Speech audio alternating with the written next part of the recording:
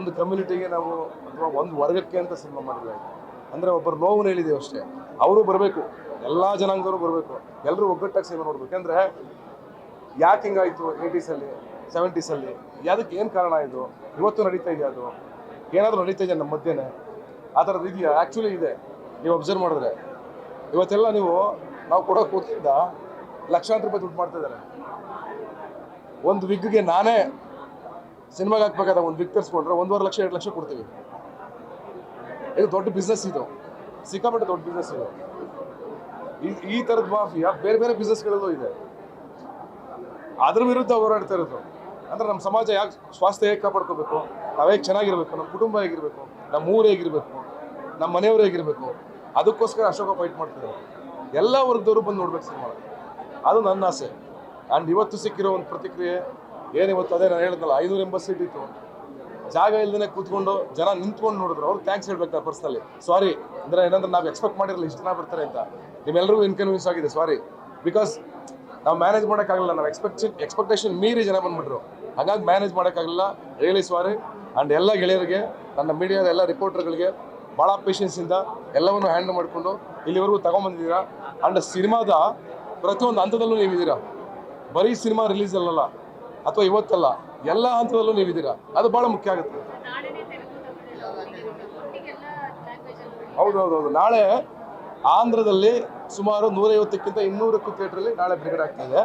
ಅದಾದಮೇಲೆ ಸೆಕೆಂಡ್ ವೀಕಲ್ಲಿ ತಮಿಳ್ನಾಡು ಬಿಡುಗಡೆ ಮಾಡ್ತಾ ಇದ್ದೀವಿ. ಯಾಕೆಂದರೆ ಒಂದೇ ಸಲ ಪ್ರಮೋಷನ್ ಮಾಡೋಕ್ಕಾಗಲಿಲ್ಲ, ನನಗೂ ಹುಷಾರಿಲ್ಲ, ಜ್ವರ ಇತ್ತು. ನಾನೇ ಅವ್ರಿಗೆ ಪೋಸ್ಟ್ಪೋನ್ ಮಾಡೋಕ್ಕೆ ಹೇಳಿದೆ. ಯಾಕೆಂದರೆ ಹೈದ್ರಾಬಾದ್ ಓಡಾಡಬೇಕು, ಇಲ್ಲಿ ಓಡಾಡಬೇಕು. ನಾಳೆ ಪುನಃ ನಾನು ಇಲ್ಲಿ ಪ್ರಮೋಷನ್ ಮಾಡ್ತೀನಿ, ನಾಳಿದ್ದು ಹೈದ್ರಾಬಾದ್ಗೆ ಹೋಗ್ತಾ ಇದ್ದೀನಿ, ಮತ್ತೆ ಬರ್ತೀನಿ ಇಲ್ಲಿಗೆ. 2ನೇ ತಾರೀಕು 3ನೇ ತಾರೀಕು ತಮಿಳ್ನಾಡಲ್ಲಿ ಇರ್ತೀವಿ, ಅಲ್ಲಿ ಪ್ರಮೋಷನ್ ಸ್ಟಾರ್ಟ್ ಮಾಡ್ತೀವಿ. ಅದಾದಮೇಲೆ 5ನೇ ತಾರೀಕಿಂದ ದುಬೈ, ಅರಬ್ ಕಂಟ್ರಿ 4 ಕಂಟ್ರಿಗಳಲ್ಲಿ ರಿಲೀಸ್ ಆಗ್ತಾ ಇದೆ. ಸುಮಾರು 70-80 ಶೋ ಆಗ್ತಾ ಇದೆ. ಅಲ್ಲಿ 2 ಭಾಷೆನಲ್ಲಿ ಆಗ್ತಾಯಿದೆ, ಕನ್ನಡ ತಮಿಳು 2 ಲ್ಯಾಂಗ್ವೇಜಲ್ಲಿ ಅಲ್ಲಿ ರಿಲೀಸ್ ಆಗ್ತಿದೆ. ಇದಿಷ್ಟು ಒಟ್ಟಾರೆ ಡೀಟೇಲ್ಸ್.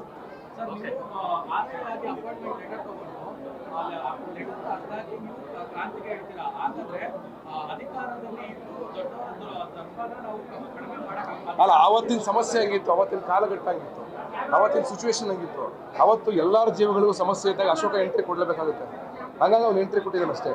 ಅದು ಸರಿ ಅಂತ ಅವ್ನು ಹೇಳಲ್ಲ. ಕಡೆ ಕ್ಲೈಮ್ಯಾಕ್ಸ್ ನೋಡಿ, ನೀವು ಸಾಂಗಲ್ಲಿ ತೋರಿಸ್ತೀವಿ, ಮಕ್ಕಳು ಪಾಠ ಹೇಳ್ಕೊಡ್ತಾ ಇರ್ತಾನೆ.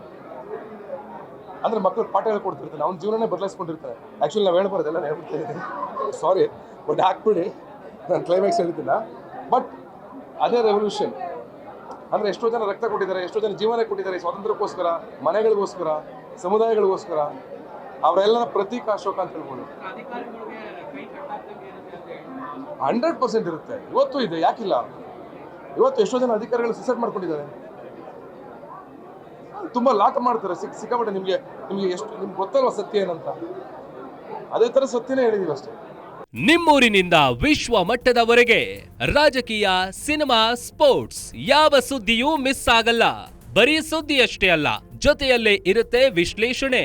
ಗ್ಯಾರಂಟಿ ನ್ಯೂಸ್ನ ಸಬ್ಸ್ಕ್ರೈಬ್ ಮಾಡಿ, ಫಾಲೋ ಮಾಡಿ, ಕ್ಷಣ ಕ್ಷಣದ ಅಪ್ಡೇಟ್ಸ್ ಪಡೆಯಿರಿ.